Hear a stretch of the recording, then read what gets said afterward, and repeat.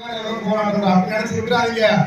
நான் சொன்னதா உங்க மாச்சி வீட்டுல வைக்கிற தீய பேச்சு வீட்டுல பிடிக்க, மாச்சி வீட்டுல வைக்கிற தீய பேச்சு வீட்டுல பிடிக்க மாட்டேறா. நீங்க என்ன நினைச்சீங்க? நாங்க அந்த போராட்டம் மாத்தான் ஆடுறோம். நாங்க இந்த டிஎன்டி நிறைய போராட்டத்துல வருஷம் கூட போராட்டம் தான்.